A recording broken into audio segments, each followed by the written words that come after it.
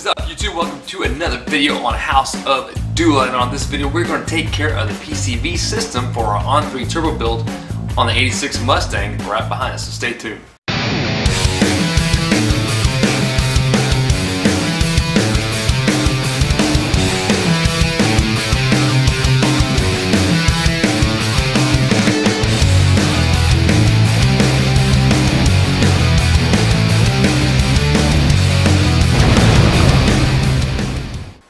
As you know, you cannot run the stock PCV system with a blown, or in this case, a turbo Mustang. You can technically run it. You can keep it stock. You just need to get a better PCV valve that handles boost. So let's go over real quick what the PCV system does. That is a positive crankcase ventilation system on pretty much every car, right? The old school cars just had breathers and let the gases out of the valve covers. So as your engine is combusting, there's gases that's being created within the chamber or within the crankcase itself. Those gases are just natural blow-by from the cylinders firing. Those gases have to go somewhere. Older cars, they just vented them right out to the atmosphere and called it done. Later model vehicles, the engines were actually sealed. They don't vent out the atmosphere. It's a closed loop system. So what would happen is your PCV valve would only allow for air to come out of it, not back into the system. You don't want to put more air into it. So the way these were designed is they would use the vacuum off the back of the manifold. The PCV valve would open up when the motor's in vacuum, and it would pull gases out of the PCV valve and then burn it into the intake and recycle it. So it's actually metered air, and it wasn't screwing up your mass air and or your speed density with the BAP sensor because it is unmetered air. But the idea behind it was to pull the gases out and pull fresh air into the crankcase. So on our cars, it would suck the air out and then at the same time be able to pull fresh air from the intake, which is filtered air, into the crankcase. Now with a boosted application, it's going to be a little bit different simply because with that same PCV system, if you're to leave it alone, you're liable to actually put more air into the crankcase and actually boost the engine.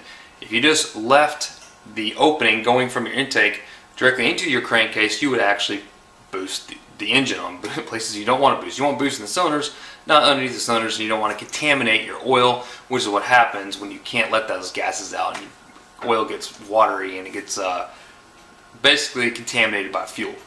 So on this system, there's multiple ways to handle this. I've decided to run just a natural breather. So that's the simplest way to take care of this, guys, is to make sure you just breathe it out of the valve covers like you did on older engines. However, in my case, instead of just sticking 2 breathers on each valve cover, which you can do, I also don't want an oily mess, and I don't want a ton of smell of gases going into the car. So I've taken a simpler approach and using a catch can. So check this out. I'll be running -10 lines from both valve covers, driver and passenger side, and we'll be running -10 lines to the fender well here, and it'll be going to a separator, oil separator tank, and also breather tank. So that allows the engine to breathe, allow the gases out, but also containerize the oil and not get oil all over the engine compartment, because you'll get an oily, misty spray by just using filters on the valve covers. So let's get straight to it. Okay, the first thing I want to do is be able to get to the valve covers, and do that you have to remove the intake. So we're going to go ahead and pull the intake off. It's not bolted down anyways, it's just sitting there, so we're going to go ahead and remove it off. Now, to handle the rear PCV location, I decided to just go ahead and plug it. You can buy these plugs at O'Reilly's, AutoZone. They make multiple sizes. I simply pulled it out along with the rubber grommet and installed one of these plugs. As you tighten it, it expands and creates a nice tight seal. So the PCV valve in the stock location in the back of the intake has been plugged. Next, we're going to remove the valve covers. We're going to start by the driver's side because that's the easiest to get to without having to mess with any of the turbo piping.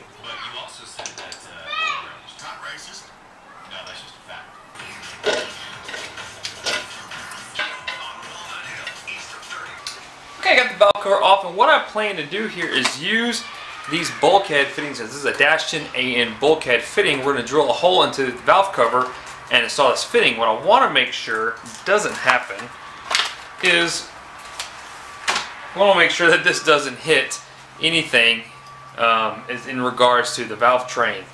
So we want to be very careful, and what I'm doing is I'm kind of checking a spot in between the number 5th cylinder and 6th cylinder here to put this fitting in. So we're going to have to drill a hole this big, and it should be okay because the valve cover is going to be pretty thick. So the nut is on the bottom side, and this is solid to the piece, the whole piece itself, the whole fitting. So we want to make sure that this has enough room to sandwich in and also has enough thread to tighten down. We also want to make sure that this doesn't unscrew and drop. So I'm trying to think of a really good way that I can keep this from spinning once it's installed on the valve cover. What we don't want is this to rattle loose and fall down into the drivetrain and cause a valve to stick, or cause some major damage to the motor. So we definitely don't want that.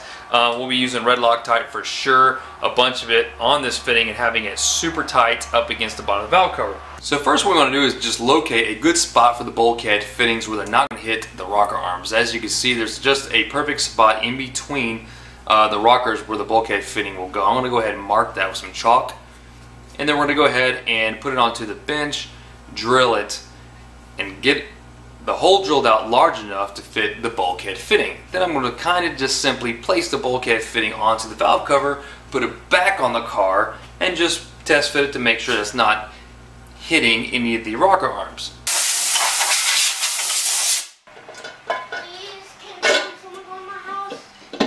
To be double sure that it's not hitting the rocker arms, I went ahead and borrowed some of my son's Play-Doh, rolled into a ball, and stuck it up against the back of the bulkhead fitting where it's right up against and close to the rocker arms.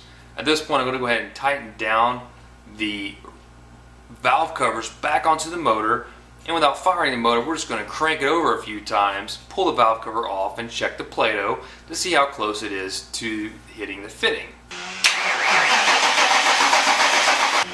Okay, so after I crank the motor over, you can definitely see where it's hitting here. And what we want to do now is just kind of do a cutaway of this Play-Doh if we can, and see how close it is to the fitting. Now, as you can see here, it's actually pretty close to hitting the fitting. And I went ahead and sliced it and determined that it was still a safe enough distance that it wasn't going to hit, so I went ahead and moved forward with the install. Now, moving on to the passenger side, we wanted to go ahead and drop the downpipe. It's completely in the way, along with some other stuff around the engine, especially the fuel lines. But with everything, I was able to make room and just drop down the downpipe. So I unhooked it from the V-clamp on the Y pipe, and I hooked it from the turbo itself just to drop it down and allow myself room to get the valve covers off, the valve cover off on the driver's side. Excuse me, passenger side. I did the same exact thing I did on the driver's side with the passenger side as far as test fitting the bung. Once I found a good location for it, which is basically the exact spot it was on the driver's side, however, up towards the front of the motor, that is where my oil fill is. So I had to put the fitting towards the back of the motor. I made sure that it didn't hit the intake before drilling, tapping, and installing it. Now I thought it was a good time to go ahead and get some new valve cover gaskets. I figured while both valve covers were off, go ahead and ditch the cork ones and let's put some nice rubber Felpro that are steel core lined and put those on to help make sure that there's going to be no leaks on my valve covers after all this is done. Alright, so I did the same exact crank test on the passenger side as I did on the driver's side, put some Play-Doh on it. Same thing, same amount of clearances, and what I noticed was a pool of oil underneath the car, the motor. So check this out. Man, as I'm cranking the motor, I completely forgot about my oil feed line to the turbo. It was on, it wasn't screwed down, so it got oil down on my turbo, and then it's gone down. I looked down here and saw an oil leak. I was like, oh crap, where's that coming from? Notice that it's all over the sway bar and on the puddle on the floor, and realized, oh yeah, so the turbo's kind of primed now. That's good. Turbo's got oil. Good to know that's working. Okay, at this point we can go ahead and put the intake loosely back on and make sure it's not hitting anything.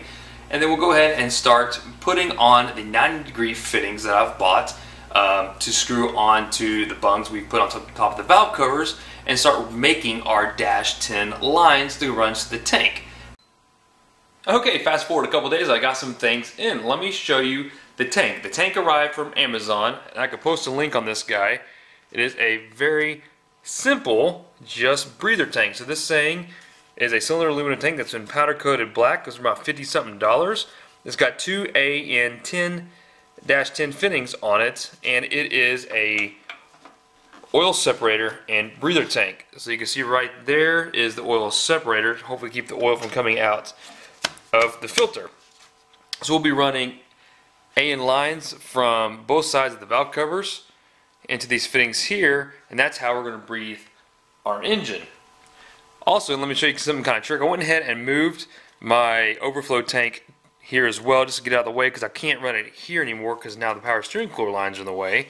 So I moved it here, and this also has a drain valve on the bottom, and to keep this thing low enough above or below the hood line, I wanted them here, but I also want to retain the stock valve. So let me show you what I did. I ended up drilling a hole in the bottom of the panels here and then adding the drain valve onto it afterwards. So now the drain valves for both of them actually are conveniently located right here, and all I have to do is just twist it, reach my hand underneath the card, and then just twist it to drain the oil out of it. So that's kind of trick. It allowed me to mount these and hard mount it. This thing has two tabs on it. You can see one right there and on the other side here. So that's how this thing is mounted, is with just two ears coming off and mounted to the side of the fender well, and then of course the drain goes down to the bottom to where I can unscrew it and drain it. Same with the overflow tank. It has a drain on it. If you do have to drain it, you can also go in there and drain it out. So that's cool. Now let me show you all the fittings and everything we have to complete this lack of PCV system and complete our breather system for our turbo setup. So I did make a trip to Smiley's down the road. Smiley's is another race shop that is a lot closer to me than Summit, and the cool thing about Smiley's is they have tons of fittings. So it's a really cool place, and it's fun to walk into because it's just a pure racing shop, a lot of dirt track stuff, and they just have a wall full of AN fittings, and you can buy line by the feet here. So this is -10 braided cloth style line here. This is actually really good stuff. It's lightweight, and it's going to look really nice under the hood since you are going to be seeing it right up top. We've got female, I got 4 female ends, so it'll go on each end of the hose. And so we'll have 2 hoses, and each end will have 2 female ends, because this is the 90-degree elbow that I got. So this part right here will screw into the valve covers, and this part right here, the male part, will screw into the end of the hose. The reason why I got these is because I needed something that was low enough profile to tuck nice and low in between the fittings, and hopefully doesn't hit the valve or the upper intake. So otherwise, the other 90-degree fittings that you're thinking of that actually are the hose end that snake to a 90-degree fitting with a male or female end on the end of it is quite a bit longer. So you can have something probably about, you know, this tall versus something this tall. So this is a lower profile. That's why I went with this on a male-female end, so we can put the 2 female ends on this guy and tie it up. So yeah, so let's go ahead and get the intake back off, screw these on, set the intake back on, and make sure that these aren't going to hit. I don't know if I'm going to route the fuel line or the lines yet. I'll probably be routing one just directly here and then to the tank, and the other one I don't know if I want to go up front over it because it's just going to go right over the distributor cap. I may leave enough hose to run around the back here like this. So I don't know yet. We'll play with it. We'll see what it looks like and see how it looks.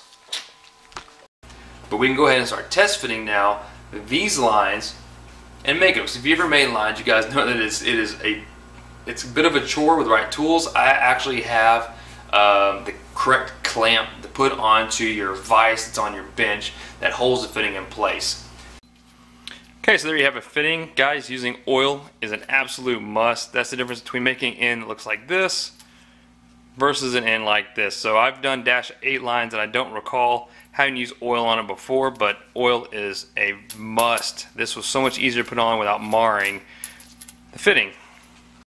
Next day, had to stop, had to go inside, had to cool off. I had to stop last night because frankly I screwed up something, and again, it's part of being on the channel, man. Part of my channel is showing you my mistakes so you don't do it.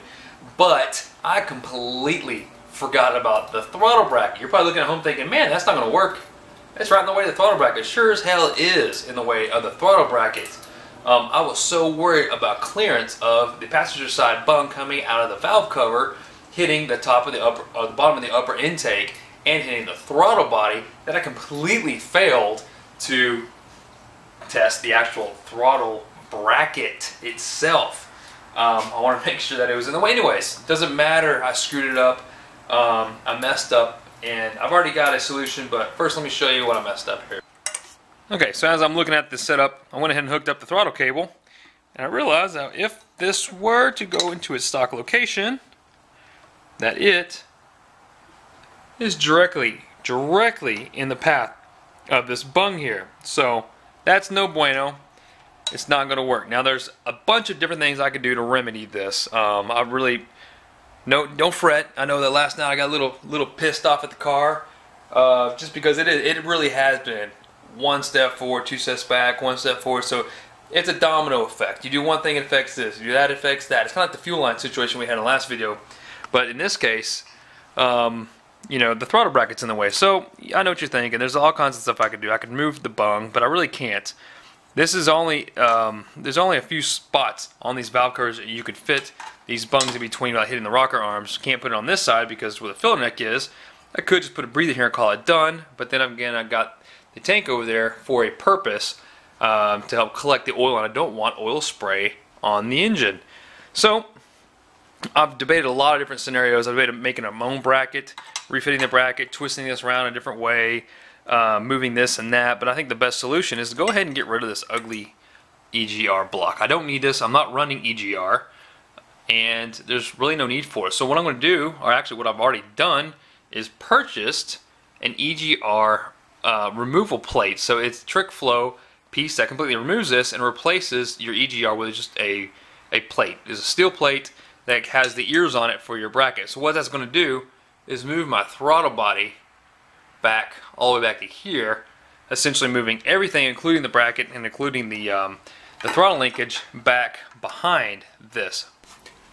So I've determined the best thing to do is remove the EGR and install the plate to move the throttle body back to make more clearance. Now I went ahead and did that. I removed the EGR block and pushed the throttle body back just to kind of test to see where the throttle bracket would go. And it turns out now it has got plenty of room away from the dash 10 bung that we put on the valve cover, but now the throttle bracket itself is smack hitting the fuel pressure regulator.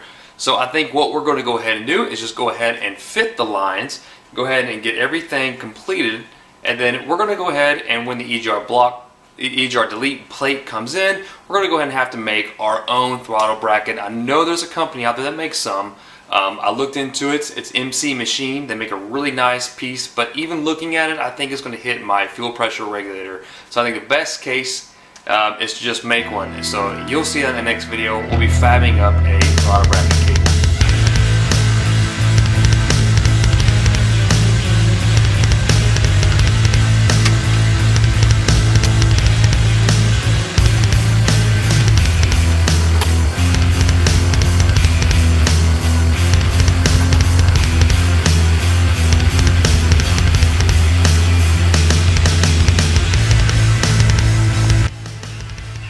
Okay, it is on.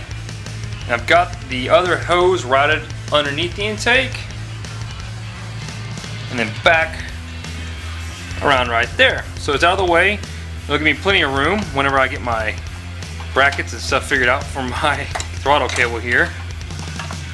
But it'll be able to slide underneath here, attach there, and hopefully be out of the way. I'm going to have to custom make the bracket cable, of course. Other than that, I think it looks really cool. I like it. It serves its purpose. These AN fittings in this hose is super nice quality. I really dig this kind of cable. It's got the cloth black outer covering, but it's also got steel braided inside of it and some thick rubber hose. So it's really flexible, it's lightweight, and it's super strong. And yeah, so the breather is on. I need to tighten down the actual breather here. Yep, so I really like it. Looks good. Yeah. So there you have it. There is the breather setup, guys. We've got both valve covers now vented to dash 10 lines to breather tank And we've got the PCV port on the back blocked off, so it's not functional anymore. So yeah. Okay guys, so that wraps up the PCV install video. What you don't see behind me here is a bunch of other stuff. I'm about 3 videos behind right now. I'm trying to get to editing and a lot going on, so I apologize for getting this stuff out slow. But on the next video, we're going to be tackling the throttle bracket alone, because for me and all the customizations I've done, I've got to make my own. So we're going to make our own throttle bracket cable in the next video and install the Egr delete plate because it's coming in. So man, stay tuned. I think it looks really good. You could definitely see how there is a cause and effect, a snowball effect, how you decide to change one thing. In this case, the placement of where I decided to put the breather on the passenger side valve cover, and now we're customizing throttle bracket cables. That's how it works when you build a custom turbo or you customize your turbo kit. So guys, thank you for watching. Follow me on Instagram. I got stuff posted there. And make sure to subscribe, and we will see you guys next time. Take care. Happy modding your FOXBODY.